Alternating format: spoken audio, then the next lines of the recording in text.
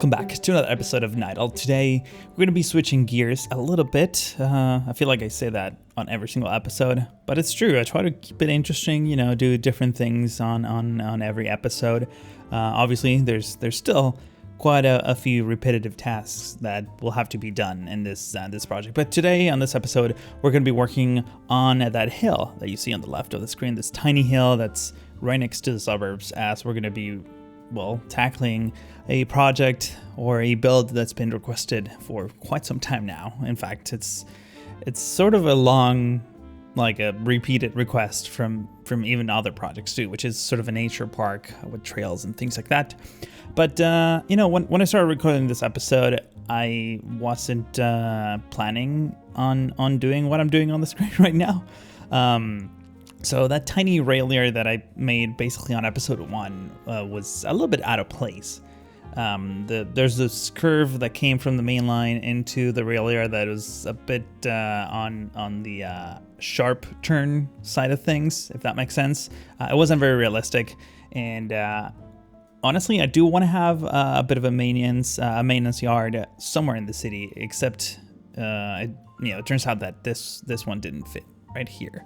The space is definitely not as big as I thought it needed to be, so I instead just decided to remove that and make it sort of extend the maintenance yard for the tram tracks, which or the trams for that matter, which we don't even have yet. That's coming in a future episode. But I wasn't planning on doing this at the beginning of the episode, but I feel like if I didn't do it, there was going to be a weird gap right next to the park, and it wouldn't look great at the schematics. So I just went ahead and added a few details. By no means this is going to be finished in this episode. This train station stuff, I really want to come back and just do a proper detailing job. All I'm doing here is just extending some of these platforms. And actually, one thing I realized is that the actual asset platforms are not necessarily centered with the train tracks, so they look a little bit off if you pay close attention to it. So I guess don't pay close attention to it. Still looks mostly good from afar, which is sort of what I was aiming for, and just wanted to roughen up the terrain here with surface painter, just to make it all grimy and dirty. That's usually what these things look like. At some point I figured, hey, let's this sort of overpass on that approach to the tunnel, maybe it could also be made out of gravel, but that didn't make a whole lot of sense, I don't think. And just aesthetically, I decided to go back to these ploppable docks from Ronex, if I'm not mistaken. And they have some weird pylons at the end, but if you rotate them the right way, so for example here you can see that some of those pylons, that was a little bit too quick, but let me tell you that some of those pylons can actually, if you don't rotate them the right way, they sort of get in the way of the road that's underneath. So just rotating them a bit and adjusting them makes them just fit nicely, and that way you don't have any weird graphic glitches of any kind. Quickly switching subjects, talking about graphic glitches or just graphics in general. I've been, since we started Nydal, there's been an influx of new viewers, and not everyone knows, but I've been getting this comment repeatedly over the last couple episodes, and figured, hey, let's just address this in the form of a video. So if you've been a long-time viewer of this, you probably heard me say this a million times already, but I just want to talk about frame rate, because I do get a lot of people asking what my computer specs are, because their game doesn't run really great. Well, first of all, the first part of that question is my specs are linked on every one of my videos.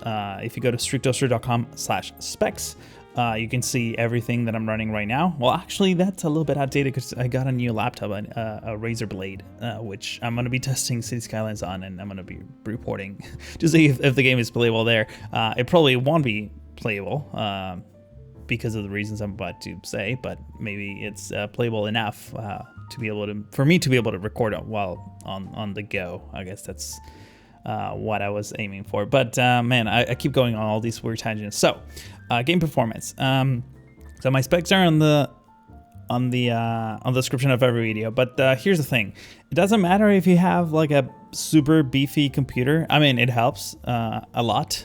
Primarily having a decent amount of RAM, especially if you're planning on using a lot of custom assets. Those need to be loaded to RAM. And right now, Nydal barely works on 32 gigs of RAM, just so you know. It will swap with your hard drive, but that will make it a bit slower. So you know, it's not that impossible to use. I want to get some 64 gigs of RAM at some point in the future, but that's primarily what it needs. And also having there's a lot of VRAM that the game uses, so having, you know, a decent amount right now on my 980 Ti that's several years old by now. It runs well. It definitely could use a bit more memory. Right now I'm on 6 gigs of VRAM, but the point is the game is not really optimized for like this level of custom graphics. If you play vanilla, it's mostly optimized. I was trying a few things the other day, and it's like, okay, I get a decent frame rate, and by decent I mean like 25 to 30 frames per second. That will be a decent frame rate for City Skylines standards. Nydal right now at the end of this episode, I think I'm averaging about 9 FPS.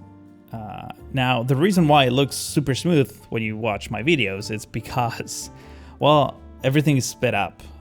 All my footage is sped up, so especially the cinematics. So that's why they look buttery smooth. Like there's no way I'm gonna be able to play this game at that frame rate probably ever. So unless you have like a total potato computer, you're not gonna get any better you know, frame rate or just smoother playback.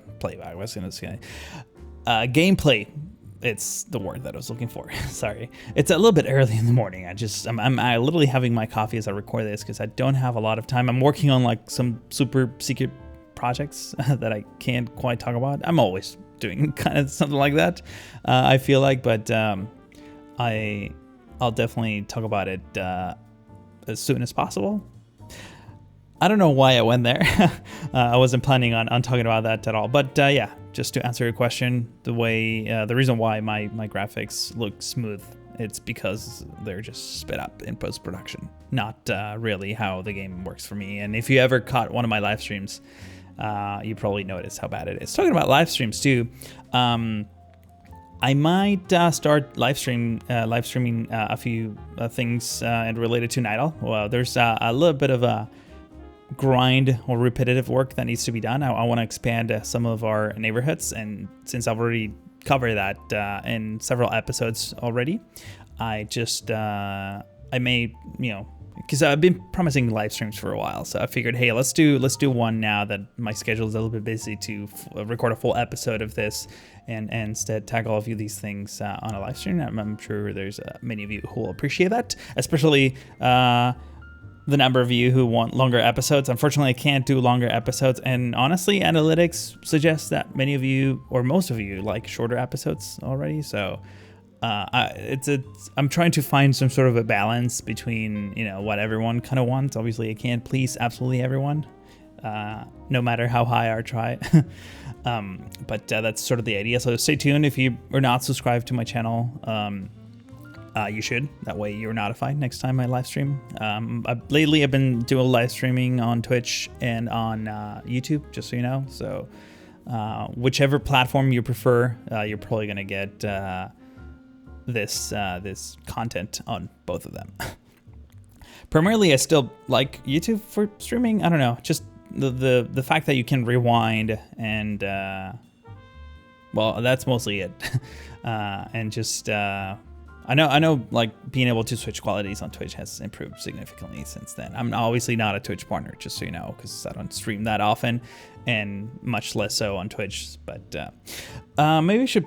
I mean, it's been like already half an episode. I should probably talk about what I'm doing up here. So basically, I just continue one of these roads that goes through the suburbs that we did back on episode 6. In case you haven't seen that, you can go back and check it out.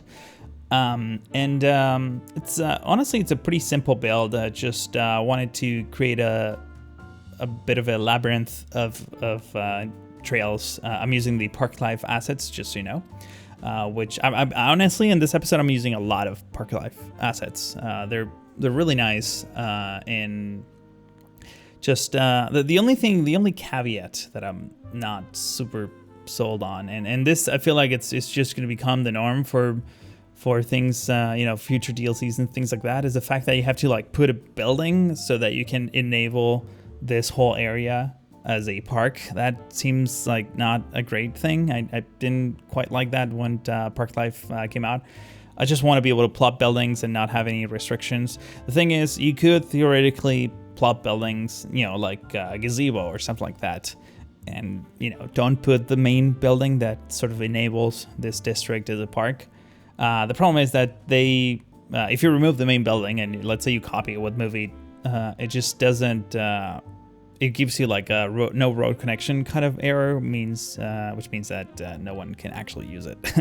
It's kind of unfortunate, but this is interesting what I'm doing here. Check this out. This is gonna go insane in a second. Look at all those seagulls. Man, it's been a while since I've complained about seagulls. This is back on like Cedar Valley episode, I don't know, like 10.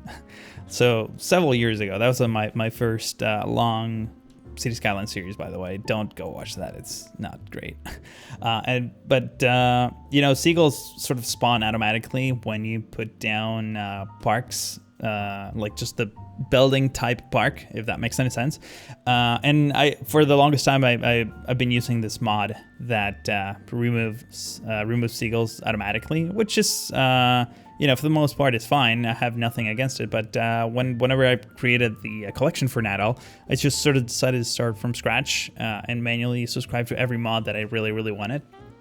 Because I've been using this collection for my last 2 or 3 projects. That was just like a default thing that I'll use for everything. I didn't really think about it. That's the main building, by the way, that green roof building. I had to leave that there. And if I didn't put that, I couldn't put that Vista Point platform thingy. Point is, seagulls, they spawn automatically on parks, and if you have a lot of tiny parks right next to one another, it just considers them as a billion parks, and it renders a lot of seagulls, which doesn't look realistic. For the most part, I've been sort of able to get away with the seagull spawnage all over the city. There's quite a few of them, but I think they add a lot of texture to the sky, like a lot of movement, so I'm going to try to keep them as much as I can. In this case, with the parking lots that you saw a second ago, that was a bit overwhelming, so I decided to, instead of remove the seagulls, just remove the parks and go for the traditional style parking lots. Eventually, maybe I'll come back and add decals or just, use a different type of parking space. But I don't know. I'm pretty happy with how that one came out. And honestly, I'm actually pretty excited on how this whole thing comes out at the end. You're going to see in the cinematics how pretty it all looks. I wish that, the frame rate, as I was saying a second ago, has gone down significantly after doing this, because I'm using a lot of high tri-count trees all over the place, because I wanted this forest to look like really dense and not just sparse patches of trees and grass as I usually do. I wanted this to, like, basically the nature trails, I wanted them to be really close to the vegetation around them. And one thing I've been trying my luck at is sort of repurposing these breakwater rocks that I did for Scenic forever ago. Again, Scenic is an older project of mine, in case you didn't know. You should go binge watch that. It's like, I don't even remember how many episodes I did of that. A lot, actually. But these are supposed to be some breakwater rocks, and they kind of look nice in this setting as just exposed surface rocks that sort of creep in between the different trees and the different clusters of grass. So they just add a little bit of contrast between all the different elements, and I'm also using some vanilla rocks. These rocks, if I'm not mistaken, are not necessarily from Park Life. These are the ones that just come with the base game and have been there forever, so you're more than welcome to use them in your cities if you don't have the DLC. And every once in a while I was putting one of those gazebos. Some of them have like a fire pit that's active. I don't know if I necessarily like how those look.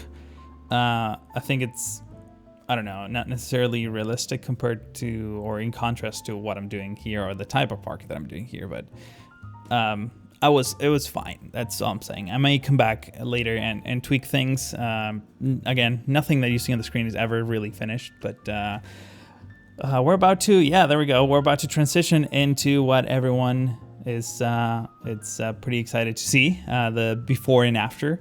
I guess it's sort of becoming a standard now in these sort of episodes. I've been getting a lot of questions about before and afters for the whole city. I'll probably do that in later episodes as we develop more, because right now the city's still super tiny, microscopic.